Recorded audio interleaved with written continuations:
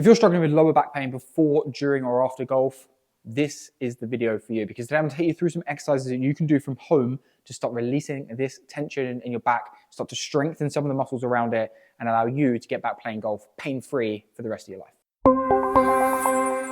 Welcome back to the channel. This is the Macro Golf YouTube channel. I'm Joe, founder of Macro Golf, and today we're talking about lower back pain, and we're talking about some exercises you can do to strengthen this area.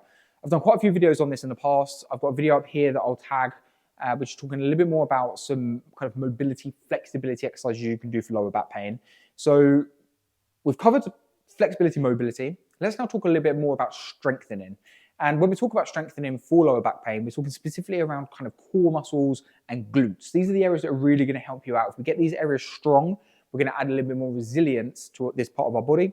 And it's going to allow us to kind of protect ourselves a little bit to some of the demands that golf puts on this area of the body. And there is a lot of demand that goes into the lower back in the golf swing. We swing, potentially over 100 mile an hour, a lot of repetitions throughout the week, and our body goes through a lot of kind of, stimulus, and there gets a lot of attention to this area. So it's not uncommon to have stiffness in this area, to have pain in this area.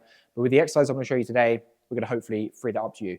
So first thing to check is our mobility and the amount of movement that we have, right? So I'm going to tag a video either here or here of a video I did recently where you can start to measure the amount of rotation you have. So what we know is if we're restricted in our torso mobility and restricted in our hip mobility, it's going to put more pressure on the lower back. So the first thing I want you guys to do is go away and see how much movement you have in the torso, see how much movement you have in the hips. And if you do have a restriction, follow the video guide through that on how you can start to release a little bit of that tension, okay? So mobility is one thing we're going to talk about separate from this video.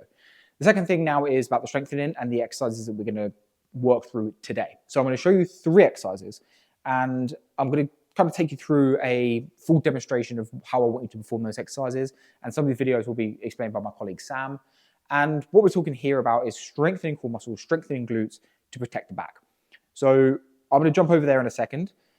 We'll go through all 3 of these videos, and then I'll meet you back here to debrief on what we've learned.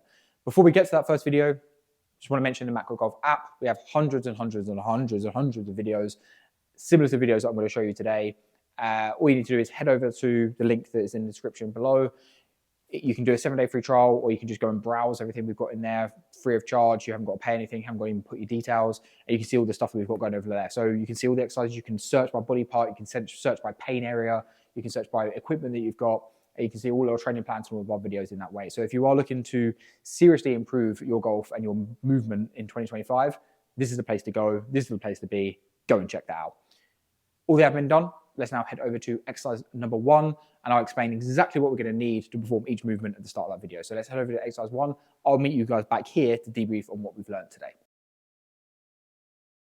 Our diagonal bird dogs. For this, we're going to come into position on all 4s. Hands underneath the shoulders, knees underneath the hips. We're going to find our neutral posture position, so we're not in extension or flexion, we're nice and neutral. The idea from here is we're going to reach one hand out ahead of us, and we're also going to reach the opposite leg out ahead of us. I'm trying to be as long through my heel and as long through my fist as possible. I'm going to create a nice strong fist, drive that knee back, drive that heel back, before then returning to touch elbow to knee. I'm going to reach out again, be really strong in this position. I'm not trying to lift up the arm or leg really high, trying to keep them in line. And I'm just trying to reach as long as I can. Bring back in, touch elbow towards knee, and then reach back out. I'm going to perform a set amount of repetitions on this side, before I'm swapping to the opposite arm and opposite leg to repeat that movement on the other side. Our cat-cow stretch. Here we're really looking on a spinal health of being able to flex and extend the spine all the way from the top down to the bottom.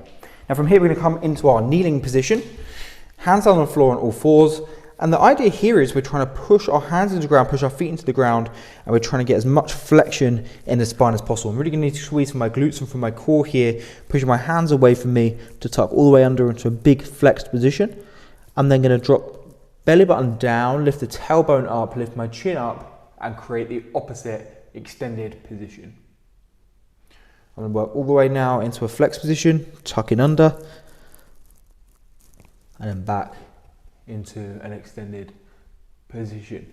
If you really want to take this stretch further, you can try and isolate the top half from the lower half. So now here I'm only going to work on this lower portion, just trying to tuck and extend the lower portion of my spine.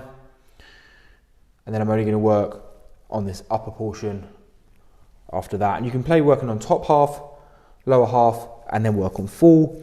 But either way, we're going to perform a set amount of repetitions in this exercise. And this is our cat-cow stretch. So we're going to do a side bridge, guys. We're going to come up, bend those knees. My bottom knee is going to stay on the floor. I'm up onto one elbow.